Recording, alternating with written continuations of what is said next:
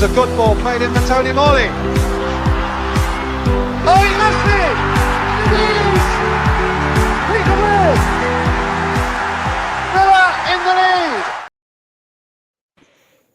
Hello, good evening, Aston Villa fans, and welcome to the Villa Threader podcast. I am your host, Chad Williams. We are live on Facebook, YouTube, X, and Instagram. Please subscribe on YouTube. Get very close to 2K, which you want to reach by the new season. Give me a follow on TikTok. Follow me on all socials. Follow me even on Spotify, Apple and Amazon Music. Smash the likes on this video. Let's spread awareness of Duchenne muscular dystrophy. This is the final podcast of the season. This evening, I'm joined by my special guest, Aaron Thornton. I'm proud to call him my co-host. Sam Leonard will be hopefully joining us later. He's from True Adventures. And Richard Sutherland is the host of the Villa Park podcast. This is the season review 2025-26. For Aston Villa, it has been a season of dreams. We will be reflecting on a very special season.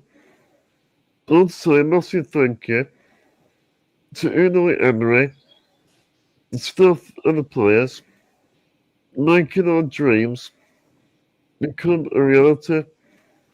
It's been a season of ups and downs, but for Aston Villa fans, it'll be a season that will live long in the memory. It's great to have you both for the show. How are we today? Good, thanks, Chad. Thanks for having me, and good to meet you, Rich. It's can we all take a breath now after that crazy week? Well, I'm still in cloud nine, but all buzzing about it still. I mean, it hasn't been like it's been over a week now. I still actually can't believe it. I'm still pinching myself.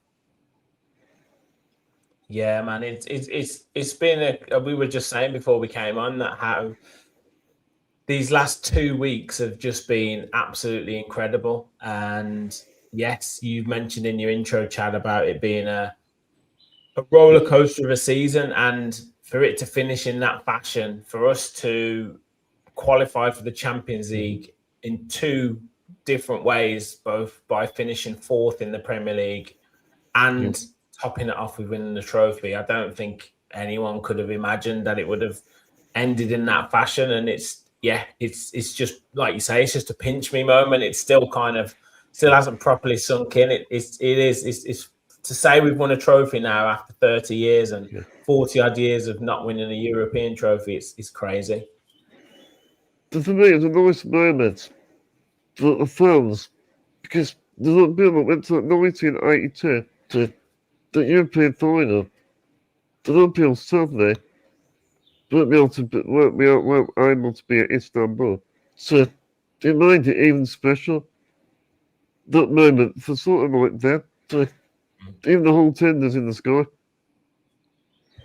That's a nice message, Chad. Yeah, for sure. I think the Villa fans, past, present, and even the little ones coming through. I think it was just a beautiful moment, and one that we don't know. Look, hopefully it's the start of more to come. That's what we want. But I think you hit a really good point. Then it's just good to cherish that moment. And I was watching with my little one. She's only 2. She had no idea what was going on. She can say Villa, but she doesn't know the full importance. But it was just nice to have that moment that she was there, and I've sort of seen a final with her. So it's really special, mate. Yeah, and just for me, mate, it's just one of those where, as I've said to you, and a lot of people know, I live in Newcastle in the northeast of England, and to see them and their supporters celebrating winning their trophy last season, I was very happy for them, and family members who were Newcastle supporters, I was happy for them, but I was like, Villa have to do something next season. They have to do something, and for us this season to beat them at St James's Park after however many years of not doing that, and then to win a trophy. It's been crazy. I mean, my son's a Villa fan. Obviously, he's a Geordie though, but he's actually had school friends say he's a Glory supporter now because he supports Villa, and that shows you how old That's mad that is. Love that. But to me, hopefully, it won't be 30 years again. No. When we win our next trophy, and I believe that with Emery, that I think this won't be the last trophy. I think as long as we have Emery, mate, and the owners that continue to back and just really run the club as well as it's being run, I think we're in with a good shout for years to come if all those sort of ingredients stay the same. I do believe that. I think Emery, what we're seeing is the Villa's best manager of all time potentially, the way he's going, and I think it's just gotta keep him is my big thing. Yes, so Aaron, I'll ask you the first question. Just about experience, on the whole European experience. Someone living in New York, what was your experience like in the Europa League final? Oh, mate. Well, I think we sort of said off air when I was speaking to you and Rich, and I was saying, just watching your content, Chad, and Rich's content and other people's content. I think from an Aston Villa point of view, me being over here and being able to watch so much, and I'm being involved with it as well, has really helped sort of bridge the gap between Birmingham and New York. So although I was watching the final on TV, because of social media and people that I follow and speak to, I did feel very much involved. Obviously, I would love to have been in Istanbul and been in those celebrations. It's not going to be the same, of course, but in general, mate, still had the same nerves, still shed a tear when we lifted that trophy, and I'm watching the parade the next day. It's all there, man. When you're a Villa fan through and through, it just doesn't leave, does it? So, I thought it was okay. The commentary was decent from an American point of view. Sometimes it's questionable, I have to be honest, but we had Clive Tilsley on, so it felt like back in the day of the Champions League nights, and he was there with his voice. It felt very much like that, so that was cool. But no, I loved it, mate. I had my top on and was just there. Actually, truthfully, I had the TV. I had the match on, the TV in the living room, the TV in the bedroom, and on my phone, just because the 2-year-old was running around and my wife was on toddler duty watching her so I could watch the game. But obviously there was times where I'm getting dragged here, dragged there. So if I went into different rooms, I could just see the game. So but it was good, mate. I thoroughly enjoyed it, man. But for me, it's something that I never felt before, because I never seen that I lift the trophy. So it's a real surreal moment for me. It's something that will stay me forever. The big thing that comes to mind is I'm really proud of my team. I've got so much pride and joy for them. Yeah, mate. I agree. And it was so. I've been saying this for the last few weeks, even before the final and even before the end of the season, how it kind of feels like the sort of the reward of the journey, or the bookend of a real kind of journey with so many of these players. They started in John McGinn's case, in Tyrone Mings' case in the Championship, and then we move forward to sort of Ezri Konsa and one or two others that just about survived in the Premier League, and then Ollie Watkins and those that came under Dean Smith. It feels like they've kind of precisely. They've gone on a journey with Aston Villa through kind of just being sort of, I guess, beginner Premier League players to now being European winners and developing their style of football. Their improvement has been incredible. to then top it off for them by winning a trophy and qualifying for the Champions League again, as we said, it just, like you say, just all feels right. You know, they're all good characters. Yeah. They've all taken the club to heart. The supporters have been on this journey as well through different managers, and then we've had Unai Emery, and it just felt like a culmination of a journey of this club, you know, being back to where we know it should be, and it was real just rewards for them to actually get that trophy over the line. Rich, did you go to Istanbul? I didn't, mate. I didn't, and it was interesting with what Aaron was saying, because, you know, I wasn't as savvy as maybe some of the Villa supporters, and they booked all their travel and booked all their accommodation this time, like last year, you know, when it was announced, and I didn't do that. But I kind of didn't want to. I didn't want to then. I could have gone, but I didn't then want to go, and obviously it's a lot of money. I wasn't going to go I couldn't take my son, you know, and I'd like to. He's 12, so I'd like to have watched it him. But it was great doing a watch along. We had upwards of 500 people watching at any one time. Nice. And you're saying, you know, Aaron's over in New York. You know, we had people watching from all over America. We had people watching from Thailand. You really get a feeling for how big Aston Villa are, and all those people kind of experiencing it with me. And I had Cole from the Hulkcast on as well at the same time, and James from Every Week We Follow. So Cole actually lives in Canada. So for him to kind of be a part of like a bit of a community of Villa supporters watching it at the same time, it was absolutely brilliant. So yeah, I would have loved to have been out there, but to kind of do that with everyone who can be involved, it was, you know, it was a close second, believe me. It's not me, because the condition that I can't travel, but for me to spend it with the people that mean the most to me, that was important to me to share that moment with them. I went to watch it in Tamworth. It was a big Villa fan place. There were quite a few people turned up. It was a real good atmosphere. It was on a big screen. There would have been like 800 Villa fans or something.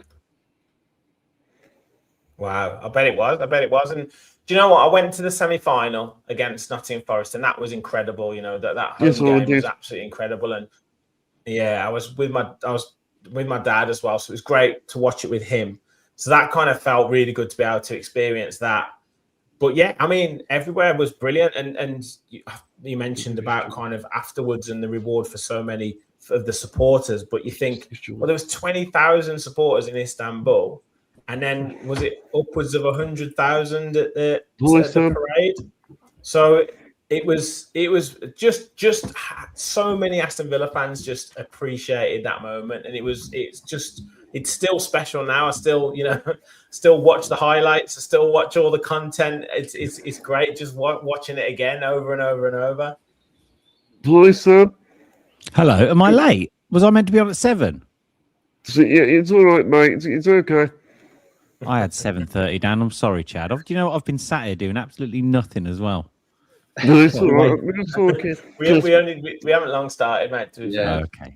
So we're talking about what was your experience like? So you went to Istanbul. So what was it like? Indescribable, to be honest. I haven't shut up about it since. I think everyone I know is sick and tired of me talking about it. I'm stopping people in the supermarket going, "Have you heard about Istanbul? Do you want to hear all about it?" No, it was brilliant. I mean, first of all, Istanbul is a crazy, crazy city. If you've never been there, it's like chaotic, it's intense, but it's really, really fun as well. And the people there are mega, mega welcoming. And I think because the Villa fans had been there earlier in the season for the Fenerbahce game, they knew us a little bit. And they liked us. I think the Villa fans were very well behaved, really jovial bunch. Really, there's no trouble. I don't think there was a single arrest. It's a beautiful city.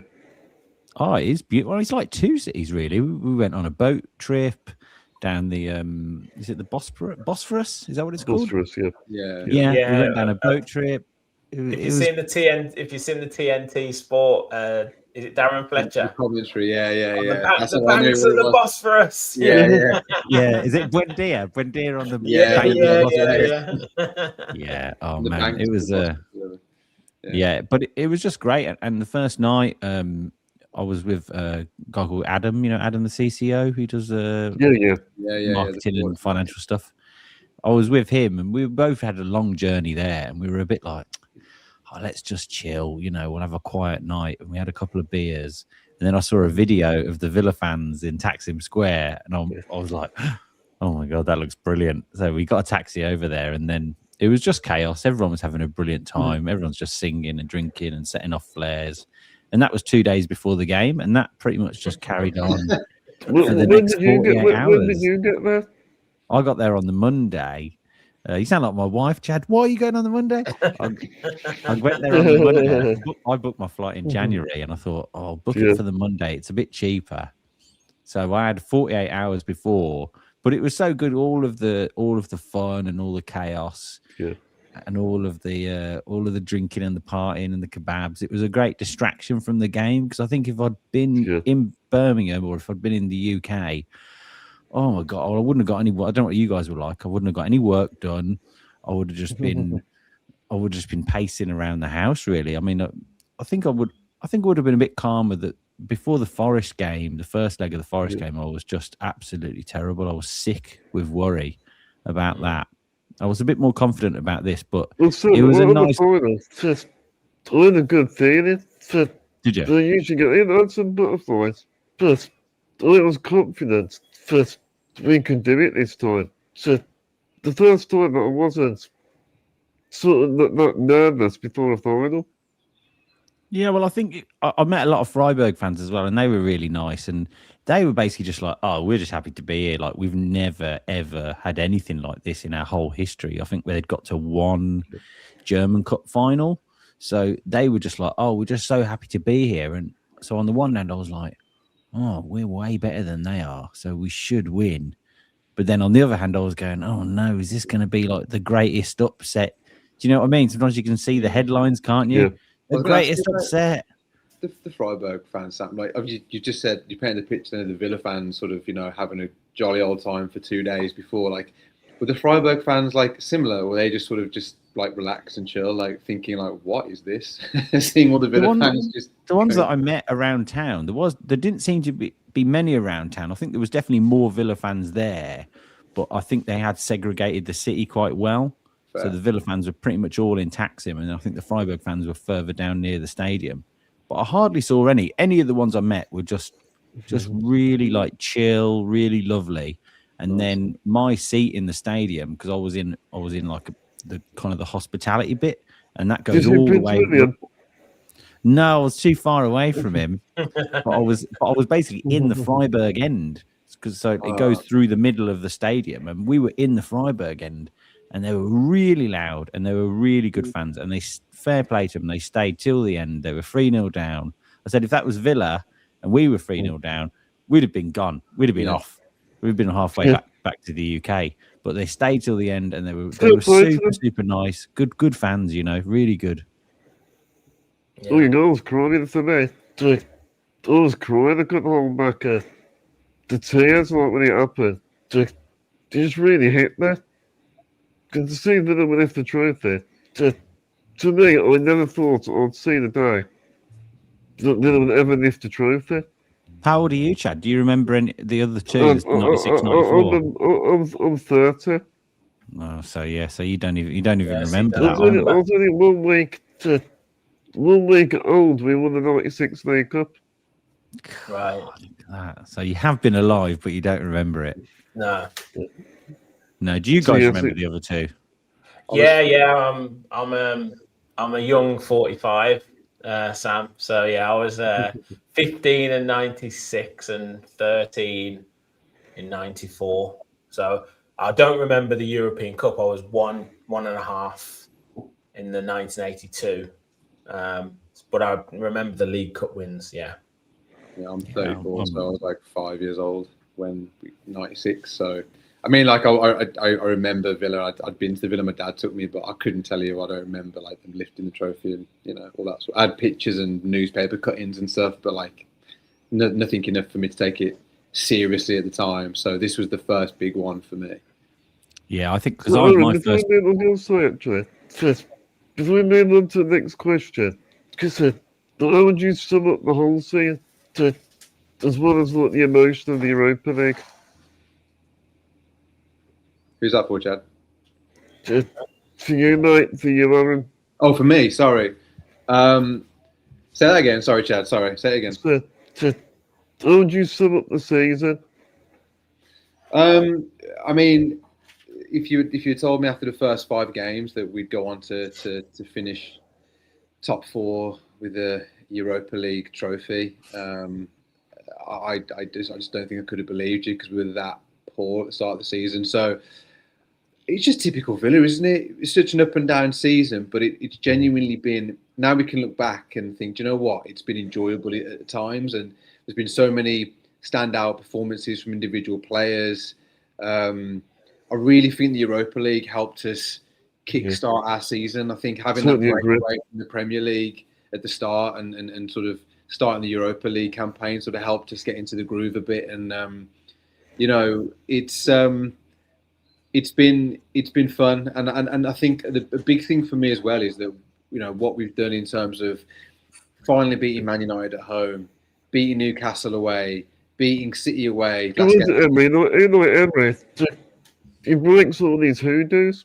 Exactly, yeah. Liverpool at home, along the way we've sort of beat these bogey teams apart from Palace, but we got a draw against Palace, which I guess is progress. So yeah, it's just been a really, really at times stressful, but on the whole enjoyable season. And I think to have those last sort of 2 weeks, or the big week that we had, with Liverpool, Freiburg, and then Man City, and that lifting of the trophy and stuff, it was just, I genuinely couldn't believe what was happening. I don't know, I was lost for words, and like you, Chad, I was equally as emotional. And for me, Aaron, John McGinn, I was happy with John McGinn. Going back to what Rich said about the journey these players have been. This club has been through real dark times. The likes of McGinn, the likes of Mings, they've dragged us through those times. You're spot on, Chad. And you don't really. I was thinking about this the other day. The longevity of some of these players that we've had, you don't really get that at clubs anymore. Your likes of Mings, McGinn, and then Watkins, Cash, Martinez, who have been with us for so long. It's testament to them for staying, and also adapting to Emery's challenges and just progressing and becoming these absolute well beaters, because Konza as well in that as well. Can't believe I forgot Konza. Oh yeah, Konza. That's how good he is. He sort of just goes under the radar, doesn't he? But yeah, it's just a beautiful journey, which hopefully is the start and not the end for some. Maybe some of the players. I know obviously there's going to be a whole transfer speculation and whatnot, but I think bright beginnings as well as nice endings for some. The one thing is, also it makes remarkable. Do you think when we started the season, we had no points, we couldn't score no goals? I think Watkins were wearing a blindfold. I just think though, we come a long way to get a penalty shootout defeat against Brentford early on. And it's amazing we finished fourth. Not only to get Champions League, but do it 2 ways and win a trophy as well. So it's a cherry on the top for them. Go on, Rich. You can go. Yeah, I totally agree. I mean, in terms of my thoughts on the season, I think again it's if you could have told us at the start of the season that we'd go through all these games, all these ups and downs, but we'll definitely win a trophy and finish 4th at the end of it, we'd have been, this is great, this is chill. But I mean, I remember I went to Burnley away a few weeks back, and we were traveling back, and we were like, this has been a long, hard season. We were in a great position in the league, and we're in the Europa League final, but it's been a hard slog this season, and I don't know how much I've enjoyed it, in certain parts of it. And I wear my heart on my sleeve. I'll go crazy if we lose. I'll lose my head. I'll also say that we're going to win the league if we beat Arsenal, which we did, and all that sort of stuff. So I'll wear my heart on my sleeve. I'll lose it, and I'll go crazy at various times throughout the season. But it felt like a really hard slog, right?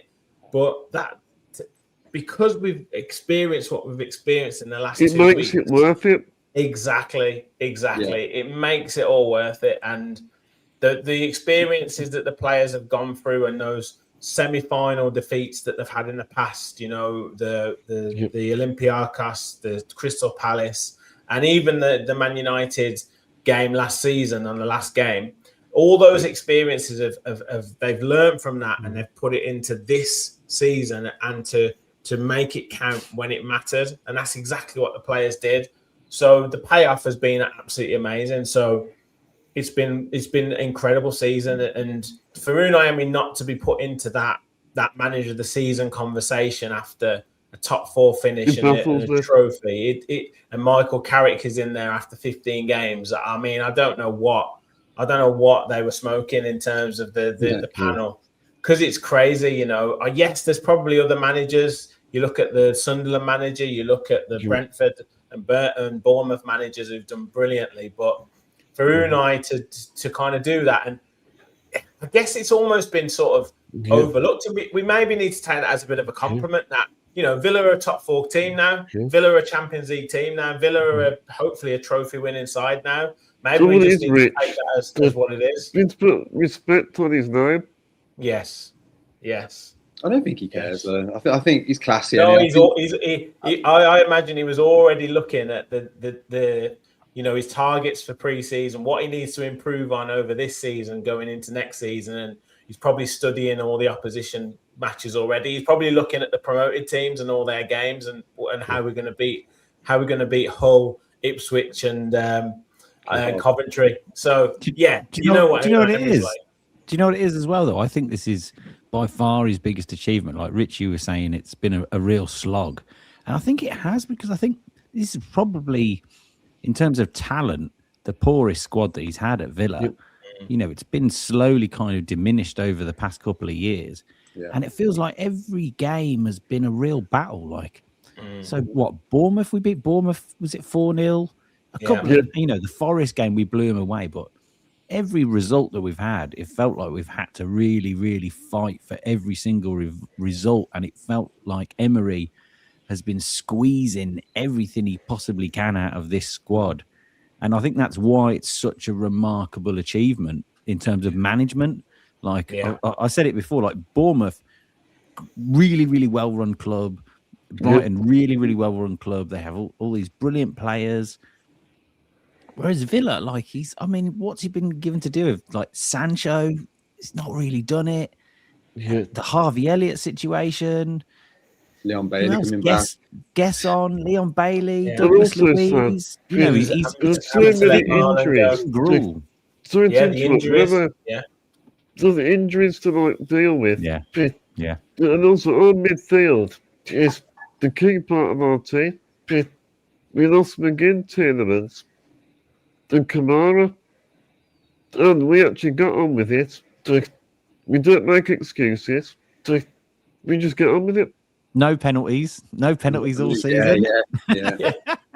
It's ridiculous, isn't it? And he's done it all without that. He's just a remarkable manager. So the fact that and also, you look at Newcastle not managing to balance Europe and the Premier League. You look at Man United and Tottenham last year. Oh, well, they did badly in the league because they were going for the Europa League. It's like, hold on a minute. Well, we've done both. Yeah, and we haven't got any money to spend. It's just like you said. Do you know what it was as well, Sam? It's a weird one this season because it actually did us better playing those Thursday Sundays. We actually got into in that run where we couldn't lose. Yeah. It was like we liked it as well. Thursday, Sunday. Yeah, the players were in that rhythm, and you saw it towards the back end of the season where we got on a roll, and obviously Watkins got on the roll at the end of the season, and Rodgers was in that groove, in the middle part of the season. So it must be something with the players where they like that sense of game after game. Whereas we as supporters would be like, these players need a rest. They've got a week's rest now, or they've got a bit of time off. They should be fresh.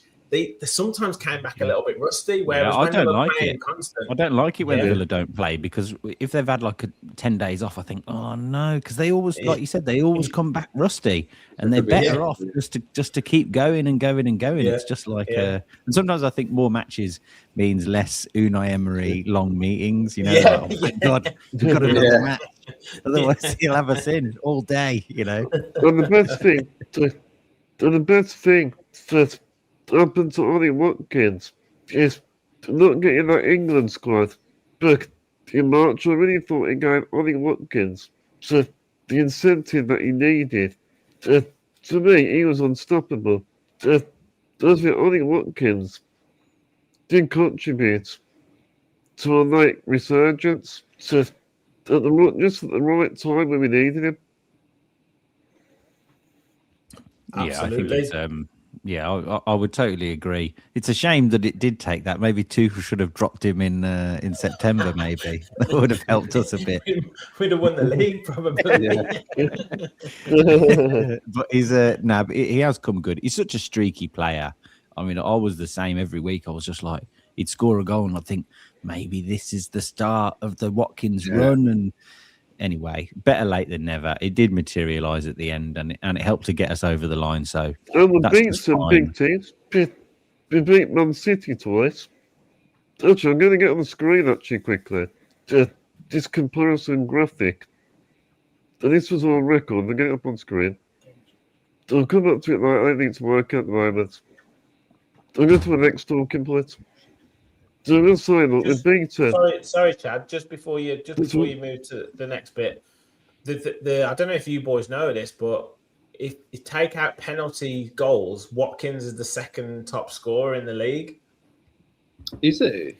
Yeah, Yeah, and he's So did outscored the- Perez as well, hasn't he? yeah. You got, because obviously Thiago got quite a lot of penalties, didn't he? It's mad to think he ended the season with 21 goals in all competitions, 16 in the Premier League. When The bad by season. all accounts, through that middle part, he was really poor, and I'd love to know what it was that clicked with him. Like Chad said, the maybe not getting in that England squad, maybe the risk of not being in the World Cup squad, maybe that was it. I know he took advice from Michael Owen, and Michael Owen sort of told him to do what he was good at again and be a nuisance. I do think there was, and George on our pod made a good point. I know he had a lot of criticism, but we weren't creating anything for him in a lot of ways. We weren't looking for him. Whereas this back end of the season, we were going direct. We were getting players closer to him, and that obviously helped him a lot. So more of that, please, next season. Absolutely. So I'm going to say, Richie, the top 10. We beat the likes of Man City twice. We beat Arsenal at Villa Park. They're not the top team, like Liverpool. Look, we've got like a great record. Yeah, absolutely. Beat Man United as well at home. So we had a really good record. I think if Unai wanted to look at improvements, he'd probably look at what the results we got off against the teams in the bottom six. That would be something that we probably need to improve a little bit on next season. Because if we could have picked up, that win against Wolves or the win against Burnley away, or one or two other results, we would have, or obviously Tottenham at home as well. You think that could have been that's a little area of improvement that I don't think it's something that would take too much as well. Maybe a few bit more squad depth, a bit more risk taking. I think that's something that he will definitely look at next season. So I'm going to ask you, Sam, the next question. So, why has the Europa League been so important to our success this season? I think at the start of the season, it was a nice break from the league, wasn't it? I remember the Bologna game. That was our first win of the season. I think it was only our second goal of the season, was it? I think Harvey Elliott scored one. I got the first. That's what he said, didn't it? I got the first. He got the first against Brentford. But I remember that game. That was one of the games that got us going. It was, in fact, the game that Rodgers got kind of accidentally jeered a little bit by the crowd. But it was it's just helped us to get going. If you look at the results earlier on today for a different thing I'm doing, I was going through the results, and a lot of that streak that we went on were Europa League games. And as we talked about before, it's the rhythm. Emery just loves it, and he's so used to it. And so his whole system is built around doing that weeknight to weekend schedule. I think if you looked at when Thomas Frank went to Spurs, the first thing I thought was he's in the Champions League. He's got to manage this new club. He's got to kind of whip him into shape, and he's got to deal with the Champions League. And we've had 3 years now. Well, so look at Newcastle. When Newcastle in the Champions League, they've really struggled in the Premier League. Yeah, exactly. And it's not just the play. People think it's the players, but it's not. It's the whole staff, the whole team. Everyone's traveling. Everyone's having to prepare for extra games, having to prepare against European teams. Everyone's learning on the job all the time. And if results don't go your way, the pressure builds very quickly, and people start overthinking things, or confidence starts to go, and it can all unravel. Whereas Emery's just so adept at it. He's got it just, I assume he just doesn't sleep or something, but, he's just got it down to a fine art. You can see in his record of how many Europa Leagues he's won. And, it's all down to the manager, really. He's said from the start, I want to get in Europe. It's like he got in Europe at the first opportunity, getting in the Conference League. He was like, he didn't waste any time. He was like, we've got to get to Europe straight away. That's the first job.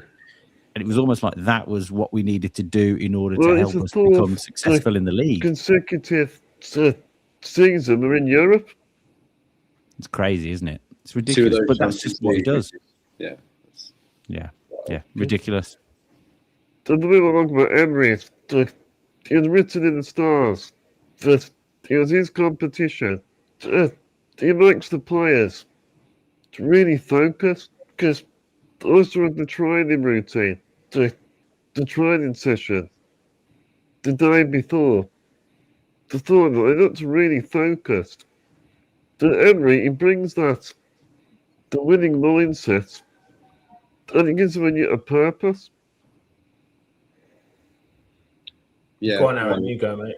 Yeah, no, I agree, Chad. I think what he's changed a lot as well is like the mindset within these players. These are the same players that we've had, Dean Smith era, a lot of them, and to go from sort of, coming up from the Championship, surviving the Premier League, and then change that mindset to sort of wanting to win and play in Europe week in, week out, and really aim for that trophy. He would have had to do a lot of work. And I mean, look, his body of work speaks for itself, right? The numerous trophies that he's won, but still, the players have got to act on it. And I think, his coaching staff as well, like Sam was saying, that the whole staff needs praise, because it can't be easy to change a culture of any, it's like in business or in any sort of job setting. Changing a culture is a hard thing.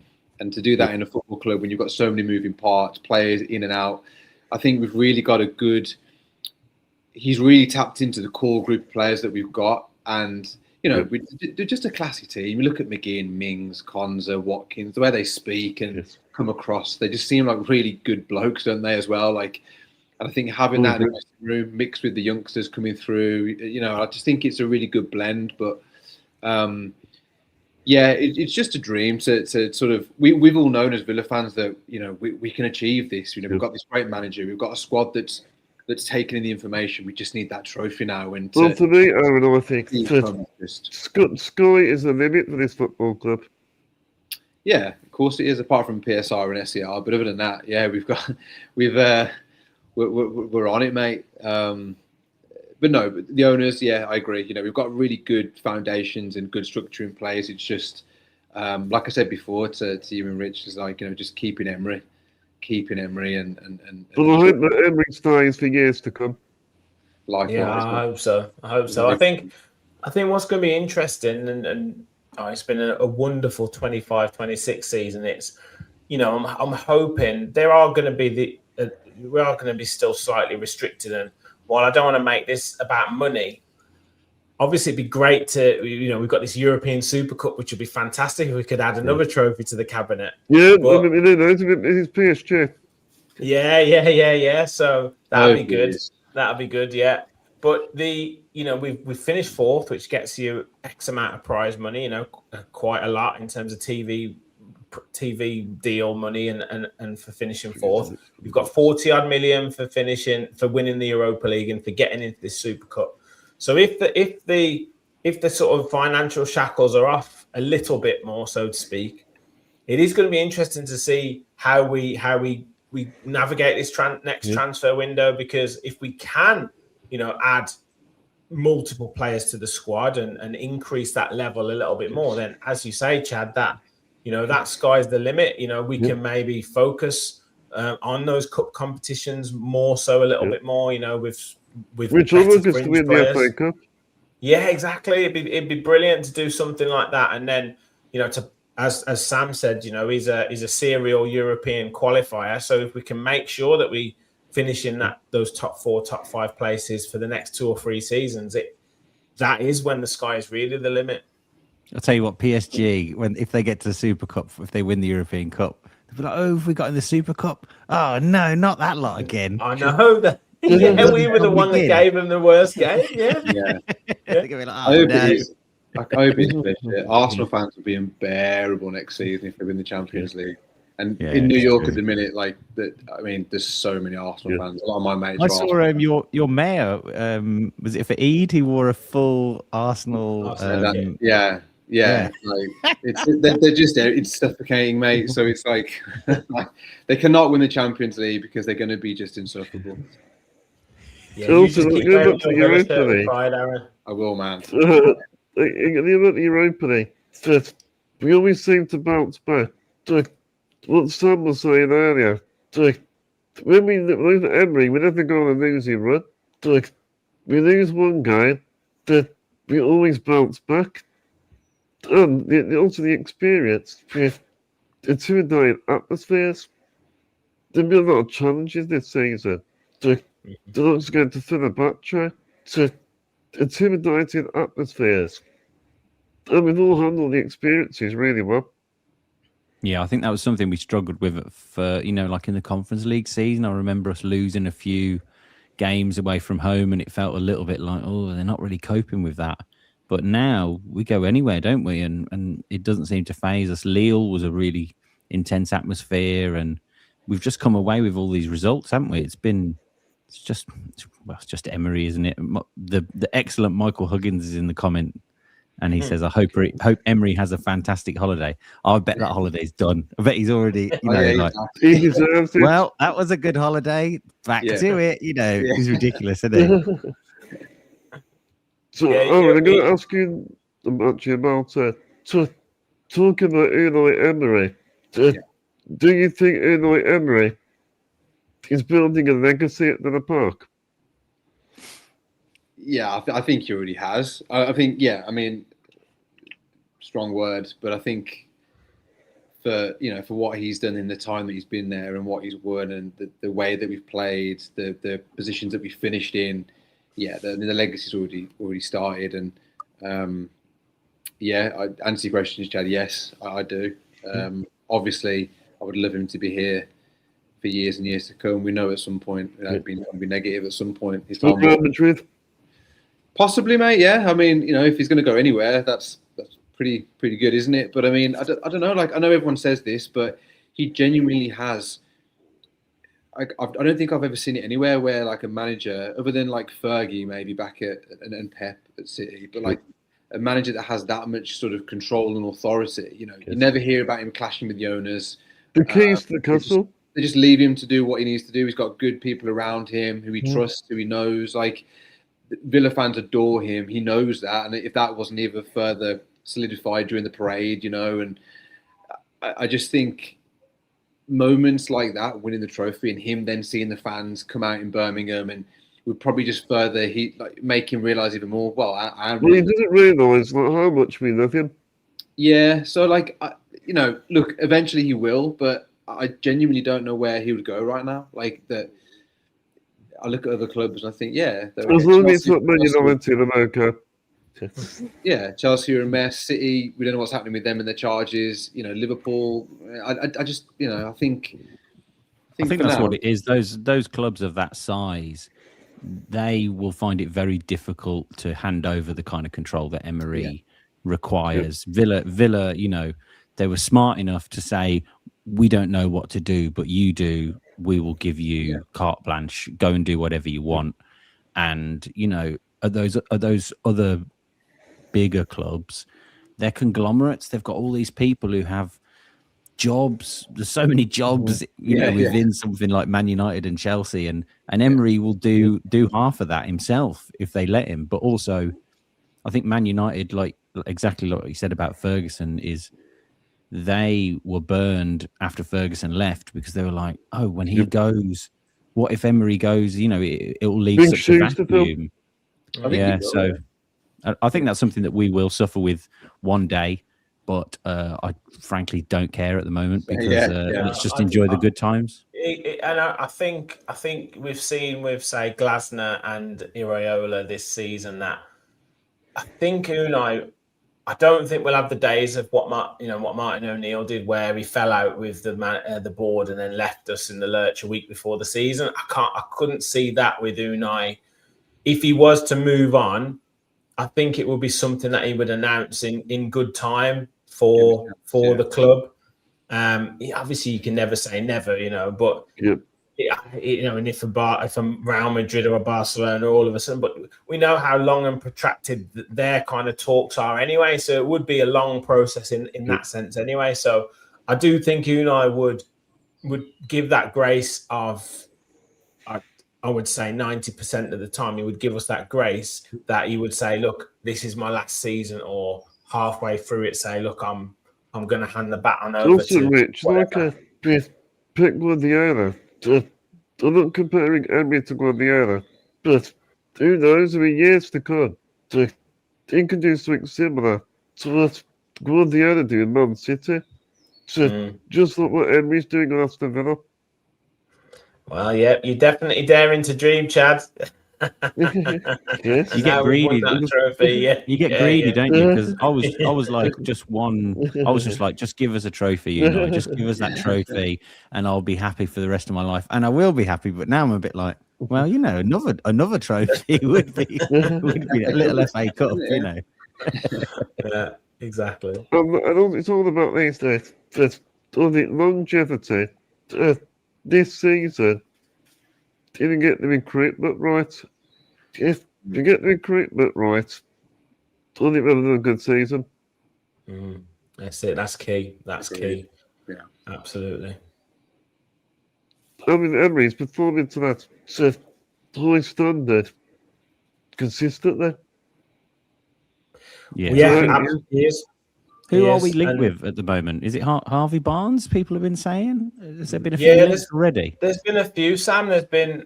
I'm trying to do it like every couple of days, like a bit of a roundup on the channel. But obviously, there's going to be loads. But seems to be fairly concrete links with Harvey Barnes. This Ilian Mbaye from this young lad from PSG. Yeah. Sounds all right to me. A player called Mariba. Yeah. When you saw Gerard Well, I wouldn't necessarily mind him, but he hasn't been linked as such. Matthias Soulé has been linked again from Roma. Does it? What is his dad? Because did Gerard Berman start a Villa fan? I heard that. Is that true? Yeah, well, he's from Hereford. He used to play for Hereford as a kid. I'd heard links with Gabriel. I've heard links with Gabriel Sara as well. Oh, right. Do you know Gabriel Sara? Sara, yeah. I think he's at Galatasaray. I saw him at Norwich. He's at Galatasaray. So I saw him a lot. Yeah. He's a really good player, and he's definitely got the potential to. I don't know. Someone messaged me earlier about him and said they'd watched a YouTube video and said they thought he was a bit of a Rodgers kind of possible Rodgers replacement, which is, I don't know, might be something we're in need of. But I've seen him play for Norwich Sara, and he's really, really good. So I'd be pleased with him being signed. Some in the comments. Duncan in the comments. Yeah, Wilson's a done deal. Harry Wilson. So That's interesting. You never know. We might sign that Oscar Mingueza as well. Finally, we've been linked with him for the last 10 transfer windows. Who's Well, this? Rich, you're going to ask it. To the best moment. So, what was your best and worst moments this season? Well, you've got to say the Europa League winning game has been an incredible moment. I think the semi-final was fantastic. As I said, to be there with my dad as well, who he was at the European Cup semi-final against Anderlecht. So that was great to experience another semi-final win with him.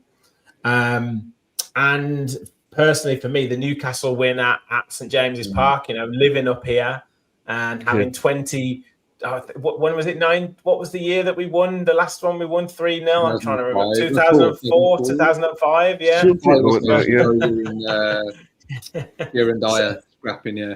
So it's our 22 years of Geordies ridiculing me for never winning there, and then to get that experience with my son in the stands was absolutely incredible. So. Yeah, that do you know what? That's probably the best moment, to be honest with you. Worst moment, still that Spurs game. I feel really, I'm still disappointed about it because I feel like we could have beaten them. I feel like we still could have, the kind of 4D chess that we say that Unai was playing. Maybe he was, but that still doesn't mean that the players on that pitch couldn't have put in more of an effort. And now they've stayed up. I think we could have sent them down. So, Rich, talking about Newcastle, so the worst moment, one of the worst moments, is when we lost to Newcastle in the FA Cup. But in the grand scheme of things, it was for a reason. Yeah. I don't know if if we'd have gone deep in that cup competition as well. We saw what it was like when we were trying to go in the FA Cup, the Champions League, and the league in the season before. If we'd have gone really deep in that FA Cup, it could have derailed other parts of the season. So, what we've just talked about with the transfers, if we can get the transfers right, we can go for these competitions on all fronts. But at some point, you have to make a little sacrifice. And I think, if I'm right, Newcastle end up playing Man City in the next round. So we'd have probably gone out then anyway. So yeah. For me, I've got some best moments. So obviously winning the Europa League. That's what one best moment. Getting into the top 4 again for the second time at Emery. And also a last minute winner against Arsenal at Emery and Aston Villa. Yeah, that was mine. That was also mine. Limbs, that was. Yeah, there was something about it. I don't know why it was so good. Do you know actually what I really liked about that winner? It was that the whole of Villa Park started to kind of go, are we trying to win this game? Normally you're playing against Arsenal. They're the best team in the league. They're dominating the league at that point. And a draw is a great result against Arsenal. But the Villa players, I remember Maatsen, he was like going over to the ball boy, going, give me the ball. And it was like, Arsenal weren't down to 10 men or anything. It was just Villa were like, no, we're going to win. We're going to go and win. And I was like, oh, my God, we're trying to win the game. How good is that? That's almost better than winning the game. Trying to win the game is just shows what kind of mentality they had. And when that goal went in, it was just a magic moment. It really was. Good bodies everywhere. Mate, I remember that moment because my wife shouted at me because I lost it in the living room because obviously on my WhatsApp chat here, like a lot of the boys that I play football with are all Arsenal fans. So they're all giving it during the game, and Buendia bags that goal. I just go mental. My 2-year-old's next to me. She starts crying. So my wife was like, what are you doing? I was just like. I just couldn't even articulate. I bet it was wasn't it about 8 a.m. as well? Where mate. Yeah, it was early doors. Yeah, I'm just running, shouting. Yeah, it was. For me, that was memorable. Yeah. I think I saw Chad crowd surfing as well on that. Yeah, you saw it. No, I believe all the moments. He's on the 11-game winning run. But 11 games winning. Forgot about that. Yeah, that as well. Jeez. Whew. Yeah, great, well, right? that was when we were. That's when we were. I was like, we're in a title race. We are in the title race. I went to Leeds away, and we won man, there. yeah, I went nice. to. I'm trying to think what else I did, but yeah, so many great games in that run. You know, West Ham away in the. Right. I don't know if you might be talking about sort of best goals and stuff, but before you go into that, this season so reminds me of. I don't know how old you are, Sam, but the 92-93 season. I think Chaz and Aaron are too young for that. But the 92-93 season when we finished second with Daly and Atkinson and Dean Saunders, we scored so many brilliant goals that season. And I think we won about 5 or 6 goal of the months. And this team really reminds me of that team. You know, the quality of the goals that we've scored. You know, you look at that winning run that we went through. Every goal that Morgan Rogers seemed to score was an absolute banger. And it was just brilliant. It was just brilliant to be in that moment. Great, Rich. I thought that we were unstoppable at that point. Yeah, absolutely. And also, I think it was what I liked about that run was at the start of the season, what you guys were talking about earlier in terms of like mentality and getting over the line. That's what I liked about that run because, as I said earlier, I don't think we really played that well. No, you know, in patches of games we played well, but we didn't like blow teams away. It wasn't like this is the best team in the league. It was just results. We were getting results. However, you got results, and if it needed a screamer, you know, a screamer was what it needed. But that's what I was pleased about because I remember like Leeds were great in the first half, and Ellen Road was booming as it can be, and that is not a good atmosphere to be in when you're losing. But Villa, they just stuck at it, and they ended up winning the game. And they did that quite a few times, kind of just dug out results, and that was what made me think. Because I was already thinking about the latter stages of the Europa League. I was thinking we're going to have to go somewhere, we're going to have to get a result, or we're going to have to get over that mental hurdle that we've struggled to get over with the semi-finals and all that stuff. And that was what was giving me hope for the season, because I was thinking, even when we're not doing well, we're still coming away with the win, and that is what we just struggled to do. It's like that's what the difference between good teams and winning teams, isn't it? You know, a good team is like, oh, we played so well, but you didn't quite make it. Whereas a winning team is like, you know, how many years have we seen Real Madrid where it's like, oh, they're done for, oh, they're out, oh wait, they've won, and it's just that's the kind of thing you need to learn. And that winning run kind of did make me think, oh, we're getting results here when we're not really playing well, and it gave me a lot of hope. So thus it proved bangers in the final. I'll get Vincent talking, boy. So Aaron, so we're going to talk about goal of the season. So what do you think was the best goal of the season? Everyone's got different opinions on this. I mean, the best team goal has to be that Tottenham one, where, you know, when Cash has pinged it to Dino and then Buendia's cut back. I really like the Rodgers one against Man United, just because it was Man United and I was knuckleball. Yeah, just that phase of the knuckleball between Rodgers and Buendia. I'm trying to think we scored that many. I did a video about this earlier, and I can give you the list if you want. Appreciate it. Do you want me to give you the list? Hold on. Yeah. Please so do. some of the ones you've already mentioned. There's Matty Cash's goal against Sunderland. First of the season. Yeah. The Emery Buendia one against Spurs, which is my favourite one as well. Then there's Emmy's free kick against Bournemouth. Yeah. Rodgers' free kick against Leeds, where he basically said, I just watched what Emery Buendia did, and I just copied that, and it worked. Then there's Boubacar Kamara's incredibly slow screamer against Wolves. Yeah. Remember that, where it was like, it's still going. It's going in the top. You know, it's like Kamara. He's not a shooter, but bless him, he got his screamer. Emery Buendia is down here for the goal against Arsenal, not because it was an amazing goal, but for the moment. Yeah. Ollie Watkins against Forest, that was a good goal. Yeah. Yes, from yeah, outside just the got box. smashed it. Oh yeah, I Emery- forgot about that one. Yeah, Emery Buendia away to Newcastle. Yeah, Rich will correct. remember that one. I'm sure Rich will like that one. Yeah. Yeah. Rogers against West Ham. You've already mentioned Rogers against Man United. That reminded me. Yeah. Remember Harry Kane scored a goal against against Yeah, Arsenal little bit, years yeah, ago. yeah. Corner flag. Really reminded me of that goal. And then the other one I've got is obviously the two in the final.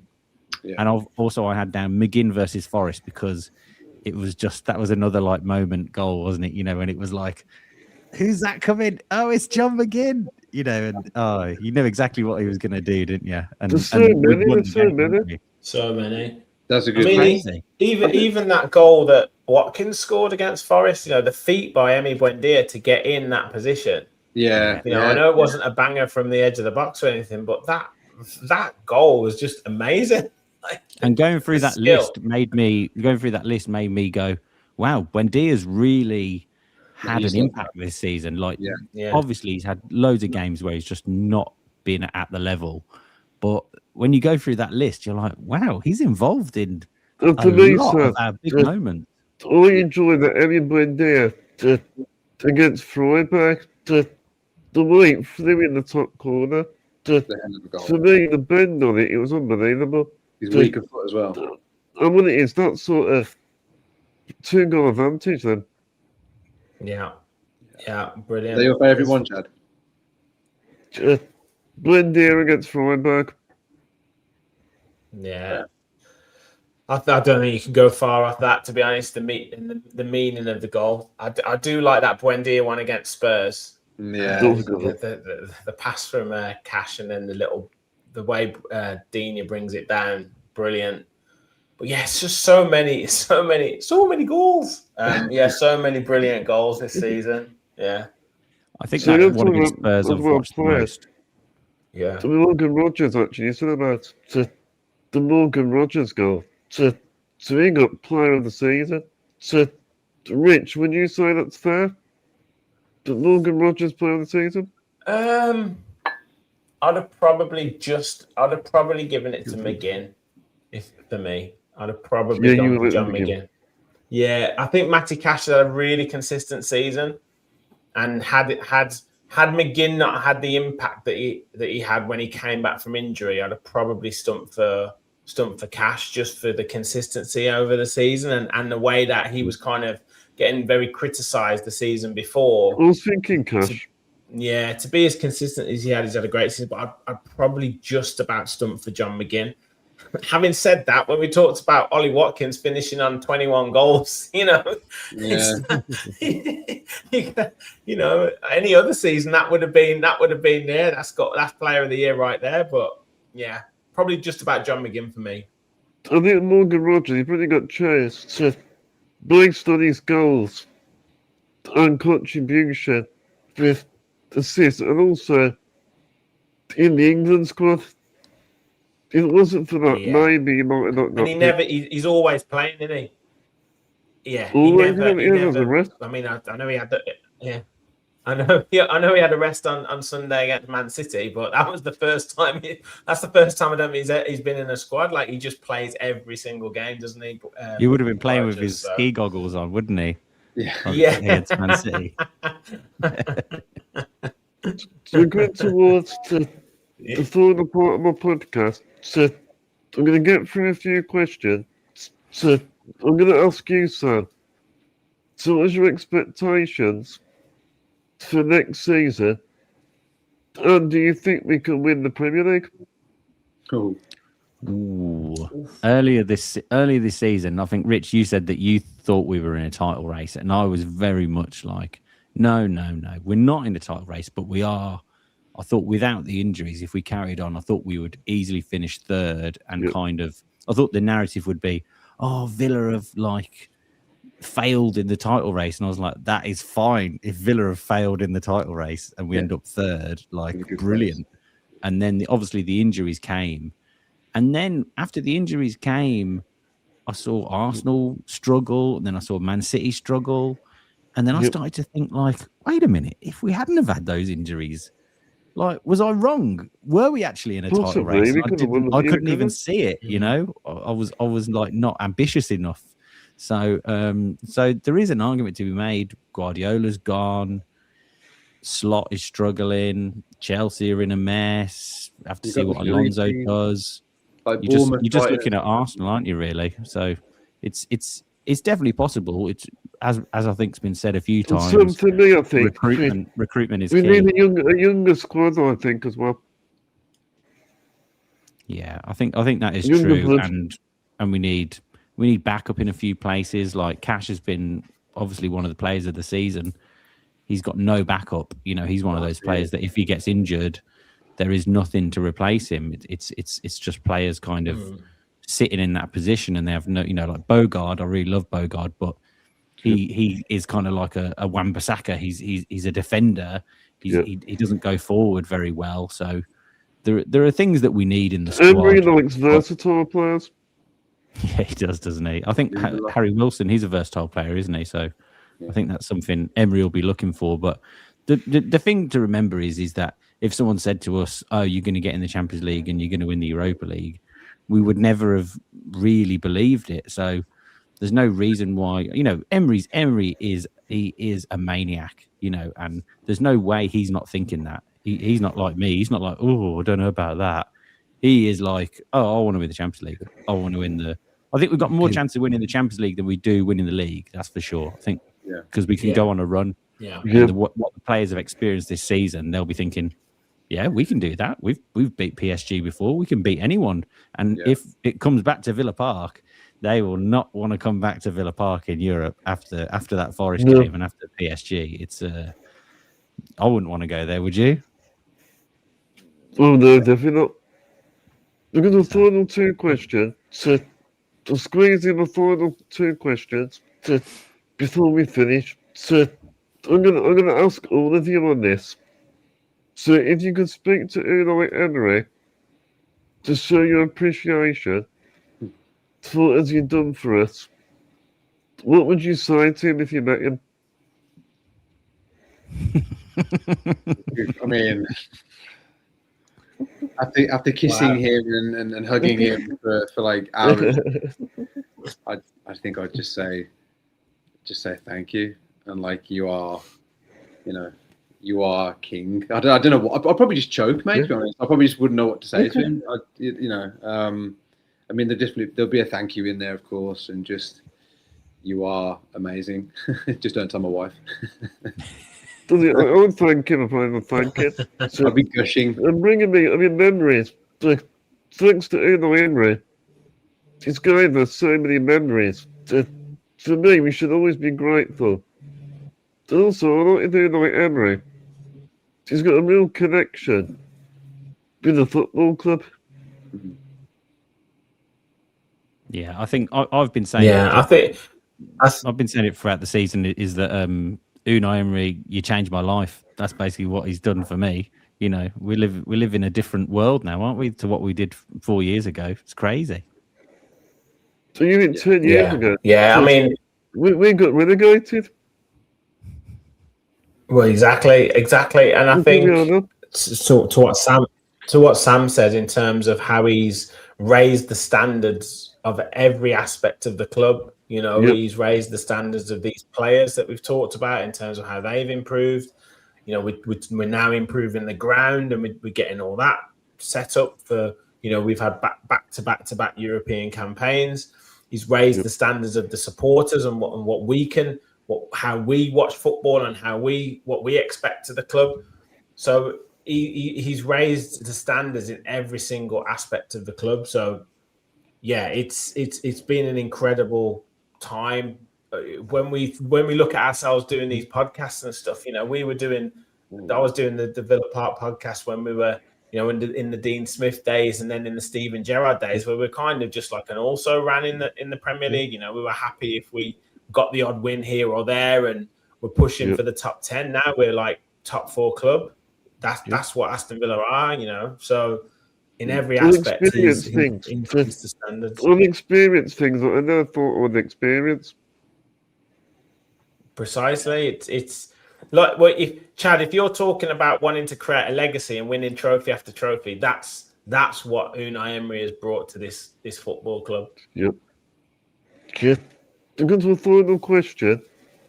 So again, I think it's a nice question to ask all of you before we finish. So if you could use one word to describe this season, what would it be?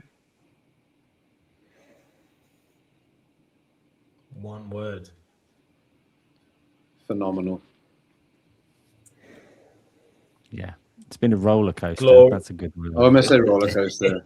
I almost said that, but I thought I'm going to say glorious. Good. Glorious. Well, mine, I'm going to say proud. Nice. Yeah, it's a good one. So I just want to say to all of you, thank you for this episode. Just really enjoyed reminiscing of such a memorable season. Thanks, Yeah, mate. It has. Yeah. Thank you for inviting me, and great to be on with you boys and talking about. We've done it on our show, and I think I'm going to be reminiscing for the next 6 weeks about this amazing season because I can't stop talking about it, as you've already said, Sam.